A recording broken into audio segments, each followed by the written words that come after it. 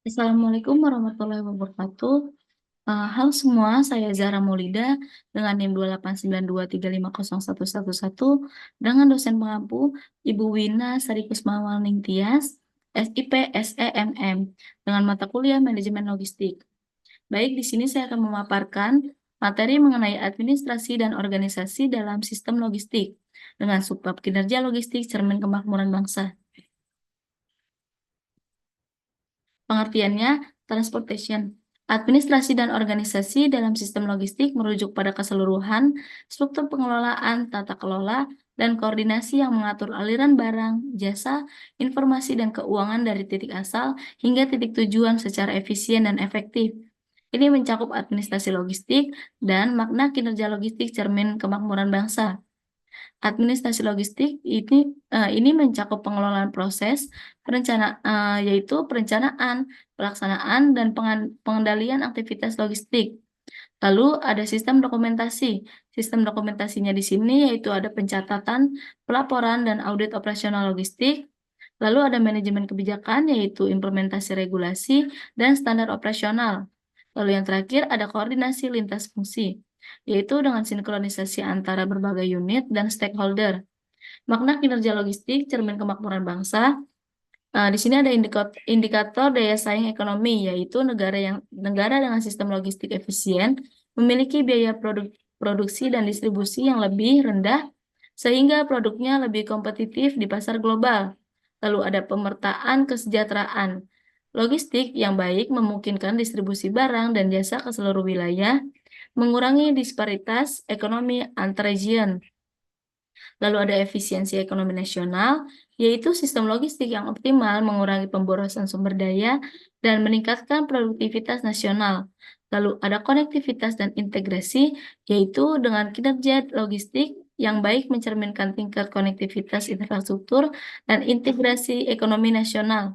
Lalu yang kelima ada kemampuan institusional, yaitu sistem logistik yang maju menunjukkan kapasitas institusi negara dengan mengelola kompleksitas ekonomi modern. Lalu di sini ada peran strategi logistik dalam perekonomian nasional, yaitu ada logistik sebagai tulang punggung ekonomi, yaitu penghubung produksi dan konsumsi, memastikan barang dari produsen sampai ke konsumen dengan efisien. Lalu ada pergerakan perdagangan, yaitu memfasilitasi aliran barang domestik dan ekspor impor, serta ada penciptaan nilai tambah, yaitu menyediakan layanan yang meningkatkan utilitas produk. Lalu di sini ada kontribusi ekonomi, yaitu dengan menyumbang 10 hingga 15% dari PDB Indonesia, lalu menyerap jutaan tenaga kerja langsung dan tidak langsung, serta mendorong pertumbuhan sektor industri, perdagangan dan jasa. Di sini ada contohnya sektor e-commerce Indonesia yang tumbuh pesat seperti Tokopedia, Lazada, Shopee sangat bergantung pada efisiensi sistem logistik untuk mengantarkan produk ke 17.000 pulau di Indonesia. Lalu ada hubungan kinerja logistik daya saing bangsa. Di sini ada Logistic Performance Index atau yang kita sebut LPI sebagai barometer, yaitu efisiensi biaya logistik yang baik menurunkan biaya produksi dan harga jual. Lalu ada kecepatan reliabilitas, mempengaruhi kemampuan memenuhi demand pasar global dan akses pasar, yaitu konektivitas yang baik membuka peluang ekspor. Adapun dampak pada investasinya, investor cenderung memilih negara dengan sistem logistik yang efisien, lalu biaya logistik yang rendah meningkatkan profitabilitas usaha. Contoh perbandingannya di negara Singapura, LPI ranking 7 dengan biaya logistik 8 hingga 10% dari PDB. Sedangkan di Indonesia, LPI ranking 64 dengan biaya logistik 23 hingga 25% dari PDB. Lalu dampaknya produk Indonesia kalau kompetitif di pasar internasional karena biaya logistik yang terlalu tinggi. Di sini ada tantangan. Di sini ada tantangan logistik Indonesia, yaitu mengacu pada berbagai hambatan dan kendala yang dihadapi sistem logistik nasional yang mempengaruhi efisiensi, efektivitas, dan daya saing ekonomi. Tantangan ini mencakup aspek infrastruktur, regulasi, teknologi, sumber daya manusia, dan kondisi eksternal yang menghambat kinerja logistik optimal. Adapun di sini geografis dan infrastruktur, masalahnya negara kepulauan dengan 17.000 pulau, infrastruktur tidak merata. Contohnya, biaya kirim dari Jakarta ke Papua bisa 5 hingga 10 kali lipat lebih mahal dibanding Jawa Barat. Lalu ada regulasi birokrasinya. Masalahnya proses perizinan yang rumit dan panjang. Contohnya, dwelling time atau waktu tinggal di pelabuhan Indonesia 4 hingga 6 hari, sementara Singapura hanya 1 hingga 2 hari. Lalu ada fragmentasi sektor logistik. Masalahnya, industri logistik didominasi pemain kecil dan menengah. Contohnya, 90% perusahaan logistik Indonesia adalah UMKM dengan kapabilitas terbatas. Lalu ada keterbatasan sumber daya manusia. Di sini masalahnya kurangnya tenaga keterampilan di bidang logistik modern, seperti masih minimnya operator gudang yang menguasai teknologi warehouse management system atau WMS. Lalu ada kesenjangan teknologi, masalahnya adopsi teknologi digital masih lambat, seperti sebagian besar perusahaan logistik masih menggunakan sistem manual untuk tracking dan inventory. Lalu ada konektivitas antar moda. Masalahnya di sini integritas antar moda transportasi belum optimal. Contohnya, Pelabuhan Tanjung Priok belum terintegrasi sempurna dengan sistem kereta api dan jalan tol, menyebabkan bottleneck distribusi. Lalu ada biaya logistik biaya logistik tinggi. Di sini masalahnya biaya logistik Indonesia 2 hingga 3 kali lipat lebih tinggi dari negara maju. Contohnya, biaya pengiriman kontainer dari Surabaya ke Jakarta lebih mahal daripada dari Jakarta ke Singapura. Lalu di sini dampak keseluruhannya, tantangan-tantangan ini menyebabkan Indonesia tertinggal dalam daya saing global dan menghambat pemetaan pembangunan ekonomi antar wilayah.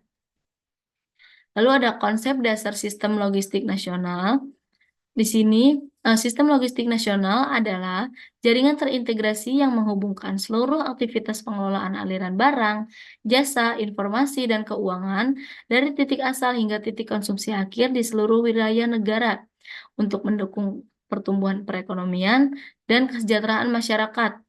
Di sini ada komponen utama sistem logistik. Yang pertama ada infrastruktur fisik seperti ada jalan raya, kereta api, pelabuhan, bandara. Lalu ada gudang, terminal, dan fasilitas distribusi, serta ada teknologi informasi dan komunikasi. Lalu yang kedua ada moda transportasi, yaitu ada transportasi darat seperti truk, kereta api. Lalu ada transportasi laut seperti kapal kargo, lalu ada transportasi udara seperti pesawat kargo, dan transportasi pipa, yaitu hanya untuk minyak atau gas. Yang ketiga ada pelaku logistik. Yang pertama ada operator logistik, 3PL dan 4PL. Yang lalu ada perusahaan transportasi, lalu ada pergudangan dan distribusi, lalu ada freight forwarder dan custom broker. Dan keempat, ada regulasi dan kelembapan. Di sini ada kebijakan pemerintah, standar dan sertifikasi, lalu lembaga pengawasan dan regulator. Dan yang terakhir, yang kelima, ada sistem informasi seperti tracking dan tracing, supply chain management system, dan electronic data interchange. Di sini ada indikator kinerja logistik atau LPI, Logistic Performance Index. LPI adalah alat benchmarking interaktif yang dibuat untuk membantu negara mengidentifikasikan tantangan dan peluang yang mereka hadapi dalam kinerja logistik perdagangan dan apa yang dapat mereka lakukan untuk meningkatkan kinerja mereka. Di sini ada 6 dimensi penilaian LPI, termasuk kinerja bea cukai, kualitas infrastruktur, dan ketepatan waktu pengiriman. Yang pertama, custom atau yang kita sebut bea cukai. Di sini custom yang kita sebut bea cukai di sini ya, efisiensi proses clearance dan transparansi prosedur. Lalu ada infrastruktur, yaitu dengan kualitas pelabuhan, bandara, jalan, lalu teknologi informasi dan komunikasi. Yang ketiga ada international shipments atau pengiriman internasional, yaitu untuk kemudahan mengatur pengiriman dan kompetitivitas harga. Lalu ada logistik service quality atau kualitas layanan logistik, yaitu untuk kompetitor operator logistik dan kualitas layanan freight forwarder. Lalu ada tracking dan tracing atau yang kita sebut pelacakan, yaitu untuk kemampuan melacak konsumen, lalu ada sistem informasi real time. Dan yang keenam ada timeliness, yaitu ketepatan waktu, yaitu untuk frekuensi pengiriman tepat waktu dan prediktabilitas waktu transit. Di sini ada administrasi logistik nasional. Administrasi logistik nasional adalah sistem pengelolaan, koordinasi, dan pengendalian seluruh aktivitas logistik di tingkat nasional yang meliputi perencanaan strategis, implementasi kebijakan, pengaturan regulasi, dan monitoring kinerja logistik untuk mendukung efisiensi distribusi barang dan jasa di seluruh wilayah negara.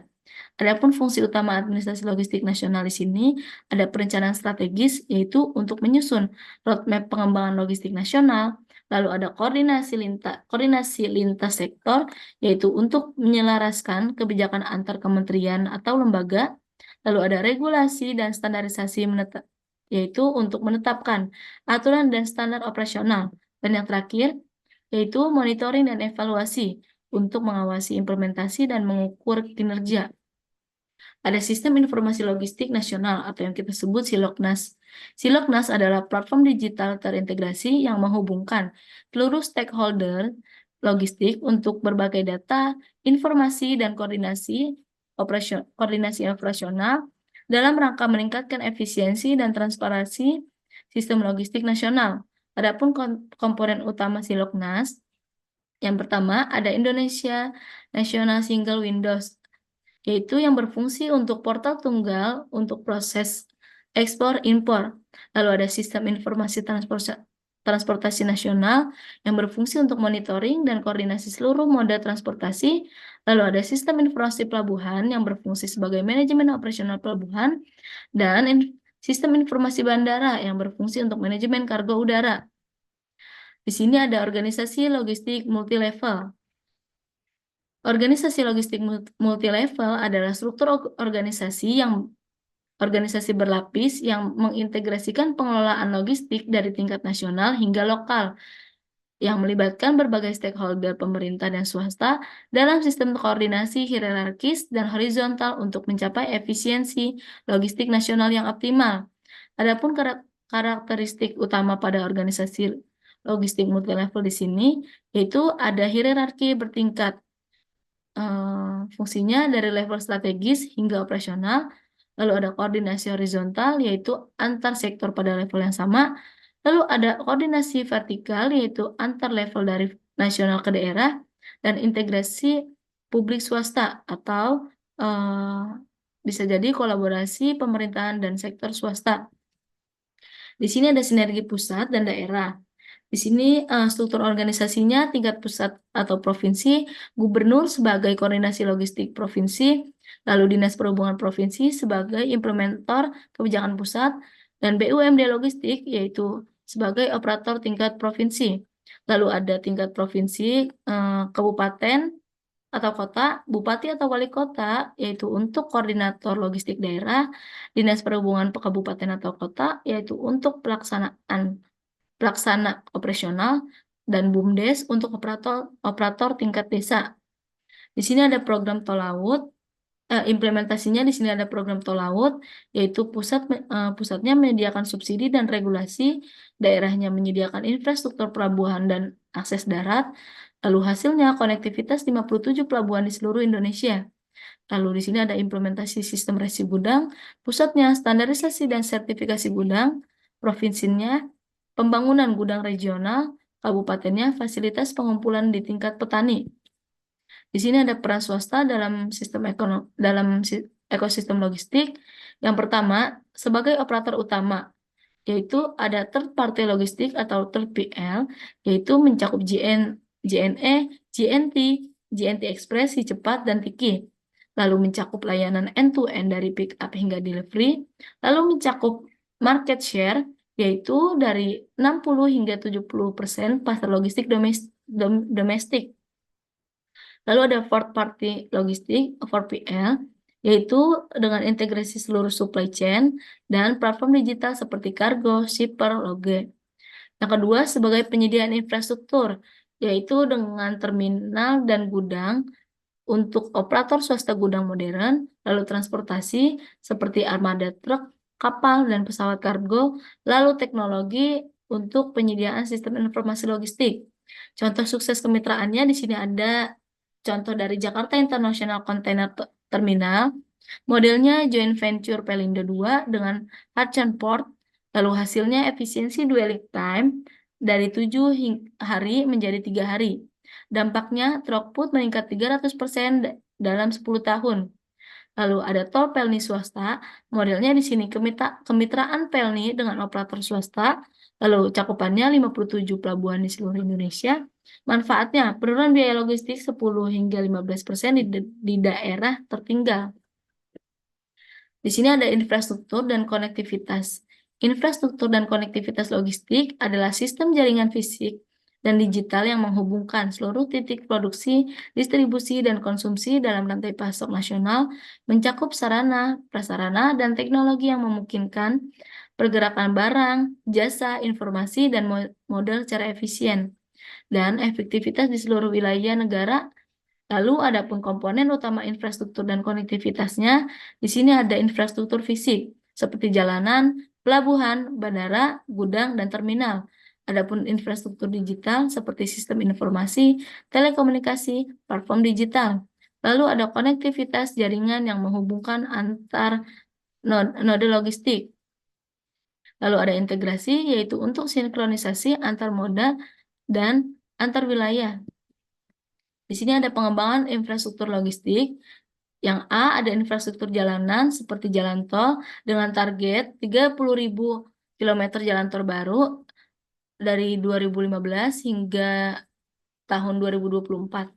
Prioritasnya konektivitas pelabuhan hingga kawasan industri. Seperti contoh tol Cikarang, Bekasi, Cawang untuk akses pelabuhan Tanjung Priuk. Jalan nasional. Jalan nasional di sini untuk meningkatkan kapasitas jalan lintas Sumatera, Jawa, Kalimantan, lalu pengembangan jalan Trans Papua dan Trans Sulawesi. Lalu di sini ada standarisasi jalan untuk kendaraan logistik, truk yang muatan lebih dari 20 ton. Lalu yang B ada infrastruktur kereta api, yaitu ada jalur ganda. Jalur ganda di sini meliputi jalur Jakarta-Surabaya 800 km, jalur Medan Kuala Namu Binjai 100 km, dan peningkatan kapasitas angkut kargo hingga 50%. Di sini ada kereta api kargo, yaitu mencakup reaktivitas jalur kargo Jakarta Cikampek, pengembangan terminal kargo terintegrasi, dan kontainerisasi transportasi kereta api. Adapun infrastruktur pelabuhannya, pelabuhan hubungan yaitu mencakup Tanjung Priuk Jakarta dengan kapasitas 15 juta TEUs dan Tanjung Perak Surabaya dengan kapasitas 5 juta TEUs serta pelabuhan Makassar Newport dengan kapasitas 2 juta TEUs. Lalu ada pelabuhan feedernya, di sini mencakup 57 pelabuhan dan program tol laut, lalu standarisasi fasilitas dan peralatan, serta integrasi dan hinterland melalui jalan dan kereta api. Adapun infrastruktur bandara, ada Bandara Kargo Hub. Di sini mencakup Soekarno-Hatta, Jakarta dengan kapasitas 1,2 juta ton per tahunnya. Lalu Bandara Juanda, Surabaya dengan kapasitas 300.000 ton per tahunnya. Dan Kuala Namu, Medan dengan kapasitas 200.000 ton per tahun. Di sini ada sistem transportasi terintegrasi, yaitu jaringan transportasi yang menghubungkan berbagai moda transportasi seperti darat, laut, udara, kereta api dalam satu sistem yang saling mendukung dan melengkapi mencapai efisiensi optimal dalam pergerakan barang dan penumpang. Adapun prinsip utama sistem transportasi terintegrasinya ada seamless connectivity, yaitu perpindahan antar moda tanpa hambatan. Lalu ada synchronized operation, yaitu koordinasi waktu dan operasional. Lalu ada Unified Information System, yaitu sistem informasi yang terpadu. Lalu ada Standardized Procedure, yang yaitu prosedur yang seragam. Di sini ada dampak kerja logistik terhadap kemakmuran, kolerasi biaya logistik dengan daya saing ekonomi. Hubungan langsungnya, biaya logistik tinggi sama dengan daya saing rendah, sedangkan biaya logistik rendah sama dengan daya saing tinggi. Lalu ada data perbandingannya. Indonesia dengan biaya logistik 23 hingga 25% dari PDB LPI dengan LPI ranking ke 63. Sedangkan Singapura biaya logistik 8 hingga 10% dari PDB dengan LPI ranking 1. Dan Thailand biaya logistik 13% hingga 15% dari PDB dengan LPI ranking 22. Lalu Malaysia biaya logistik 12 hingga 14% dari PDB dengan LPI ranking 26. Dampak pada ekspornya, harga jual lebih tinggi, yaitu produk Indonesia kalah bersaing di pasar global. Lalu ada margin keuntungan tipis, eksportir kesulitan kompetisi harga. Lalu yang terakhir ada kehilangan market share, yaitu buyer buyer beralih ke negara dengan biaya logistik lebih rendah. Di sini ada contoh kasus. Kopi Indonesia dengan biaya logistik tinggi membuat harga jual 20 hingga 30% lebih mahal dibanding dari Vietnam. Lalu tekstil, produk garmen Indonesia kalah bersaing dengan Bangladesh karena biaya distribusinya. Lalu elektroniknya, komponen dari Indonesia lebih mahal dibanding Thailand untuk pasar yang sama. Dampak pada investasinya di sini ada foreign direct investment menurun. Investor memilih negara dengan biaya logistik rendah. Lalu ada regulasi pabrik, perusahaan multinasional pindah ke negara yang lebih efisien, lalu kehilangan kesempatannya, yaitu proyek investasi beralih ke kompetitor regional. Di sini ada strategi peningkatan kinerja logistik, adalah peningkatan kompetensi untuk mengoptimalkan sistem logistiknya dengan meningkatkan efisiensi, mengurangi biaya, dan memperkuat daya saing ekonomi.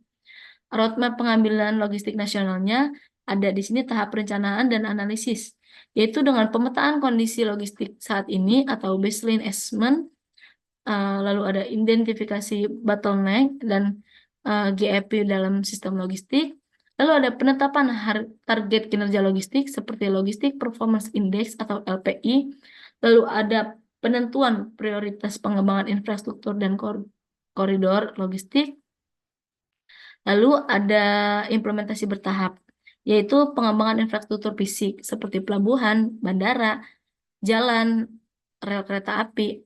Lalu ada pembangunan kawasan ekonomi khusus dan pusat distribusi. Lalu ada integrasi sistem transportasi multimodal dan standarisasi regulasi dan prosedur lintas sektor. Lalu di sini ada tahap perencanaan dan analisis, yaitu seperti pemetaan kondisi logistik saat ini, baseline assessment, lalu ada penetapan target bottleneck dan GAP dalam sistem logistik, lalu ada penetapan target kinerja logistik seperti Logistik Performance Index atau LPI, lalu ada penentuan prioritas pengembangan infrastruktur dan koridor logistik. Di sini ada monitoring dan evaluasi, yaitu sistem pemantauan kinerja logistik secara real time, lalu evaluasi berkala terhadap pencapaian target, lalu penyesuaian strategis berdasarkan pengembangan global. Di sini ada digitalisasi dan inovasi teknologi, yaitu transformasi digital menjadi kunci dalam modernisasi logistik, seperti sistem informasi terintegrasi, yaitu implementasi elektronik data interchange untuk penukaran data otomatis, lalu ada pengembangan platform logistik digital yang menghubungkan semua stakeholder, lalu ada integrasi sistem custom clearance dan perizinan online, lalu ada implementasi track dan trace sistem untuk monitoring real time. Di sini ada teknologi emerging, yaitu untuk penetapan Internet of Things atau IoT untuk monitoring kargo dan aset. Lalu ada penggunaan blockchain untuk transparansi supply chain. Lalu ada implementasi artificial intelligence untuk optimal rute dan prediksi demand. Di sini lalu ada adopsi robotika dan otomatis warehouse dan distribusi center. Lalu di sini ada big data dan analisis, yaitu ada pengumpulan dan analisis data logistik untuk pengambilan keputusan. Lalu ada predictive analytics untuk forecasting dan risk management. Lalu yang terakhir ada optimization algoritma untuk efisien operasional. Di sini ada strategi implementasi terintegrasi, yaitu strategi ini bertujuan untuk menciptakan ekosistem logistik yang efisien, terintegrasi, dan berdaya dan berdaya saing tinggi yang pada akhirnya akan menurun biaya logistik nasional dan meningkatkan daya saing ekonomi secara keseluruhan, yaitu untuk mencapai peningkatan kinerja logistik yang optimal. Ketiga, komponen ini harus diimplementasikan secara sinkron. Yang pertama ada sinergi antar komponen, yaitu roadmap yang jelas, memadu investasi teknologi dan pengembangan SDM. Lalu ada digitalisasi yang didukung SDM kompeten dan infrastruktur memadai. Lalu ada SDM yang terlatih dapat memaksimalkan manfaat teknologi dan infrastruktur. Lalu di sini ada kolaborasi multi stakeholder, yaitu dengan kerjasama pemerintah, swasta, dan akademis, lalu koordinasi antar kementerian dan lembaga, lalu ada partisipasi aktif pelaku usaha logistik. Yang ketiga ada monitoring dan continuous improvement, yaitu ada Key Performance Indicator atau KPI yang terukur. Lalu ada feedback mechanism untuk perbaikan berkelanjutan, lalu ada adaptasi terhadap perubahan teknologi dan kebutuhan pasar. Di sini ada studi kasus dan best practice logistik. Yang pertama, keberhasilan negara kinerja logistik tinggi. Negara Singapura, hubungan logistik global. Strateginya digitalisasi pelabuhan, sistem bea cukai 24/7, lalu investasi teknologi otomatis. Hasil rankingnya, ranking 1 LPI 2023, lalu clearance import 4 jam, lalu produktivitas 40 lebih TEUs per jam. Lalu kuncinya, komitmen pemerintahan konsisten, regulasi probisnis, dan infrastruktur terintegrasi. Lalu ada negara Jerman, yaitu efisiensi industri. Strateginya, sistem railroad terintegrasi, lalu standarisasi periode, lalu ada industri 4.0. Hasilnya, efisiensi energi transportasi tertinggi Eropa, lalu dengan kontribusi 4,7% PDB. Lalu kuncinya investasi R&D berkelanjutan, klaster industri, teknologi smart logistik. Adapun negara Belanda, logistik hijau, strateginya pelabuhan Rotterdam otomatis, hydrogen trucks, lalu ada blockchain supply chain. Hasilnya 470 juta ton throughput per tahun dengan emisi CO2 turun 28% sejak 2005. Kuncinya inovasi berkelanjutan, sirkular ekonomi dengan smart port teknologi. Yang kedua ada learned reformasi logistik. Korea Selatan tahun 1990 hingga 2010, kondisi awalnya biaya logistik 16% PDB dengan infrastruktur terfragmentasi. Reformasinya Master Plan Logistik Nasional, deregulasi transportasi Korea Logistik Corporation. Lalu hasilnya biaya turun jadi 8,3% PDB dengan LPI ranking naik dari 25 ke 8. Pelajarannya master plan jangka panjang ditambah koordinasi lintas kementerian sama dengan kunci akses. Lalu ada UA dari tahun 2000 hingga 2020, kondisi awalnya ekonomi berbasis minyak dengan infrastruktur terbatas. Transformasinya yaitu Dubai Logistic City dengan free trade zone, yaitu dengan digitalisasi trade. Lalu hasilnya LPI naik dari 21 ke 11 dengan logistik 14% PDB. Lalu pelajarannya di sini visi yang konsisten ditambah investasi masif, ditambah regulasi kompetitif sambil dengan transformasi berhasil. Adapun negara India dari tahun 2014 hingga sekarang, kondisi awal biaya logistiknya adalah 14% PDB dengan regulasi kompleks. Reformasi Nasional Logistik Polisi 2022-nya yaitu GST implementation dengan digitalisasi India platform, lalu progresnya biaya turun dari 11% PDB, LPI naik dari 54 ke 44. Lalu ada pelajarannya, yaitu reformasi pajak ditambah infrastruktur decided, ditambah digitalisasi sama dengan dampak signifikan. Adapun di sini ada yang ketiga, model pengembangan berkelanjutan, yaitu circular logistik dari Belanda. Konsepnya adalah waste to resource dengan reserve logistik eh, dengan menggunakan sustainable packing. Yaitu, lalu ada implementasinya, material flows melingkar dengan target waste 50% by 2030, yaitu dengan renewable energy. Hasilnya, waste turun 35% dengan biaya yang hemat 20%, customer satisfaction naik. Lalu ada Smart Green Logistik dari Singapura. Teknologinya IoT Supply Chain dengan AI, Route Optimization, eh, yaitu dengan Electric Autonomous facial, facial, facial. Lalu toolsnya blockchain transparency dengan digital twins, yaitu dengan predikat analitik. Lalu ada impact-nya, emisi CO2 turun 40% dengan efisiensi yang naik 30%, ROI-nya 25% dalam waktu 3 tahun. Lalu ada integrated ecosystem Jerman, elemennya industri 4.0 integration, multi-stakeholder platform dengan standar prosesnya. Lalu ada implementasi logistik 4.0 test base dengan cross industry collaboration. Hasilnya produktivitas naik 45%, time to market turun 30%, sedangkan custom satisfaction-nya naik bertambah 95%.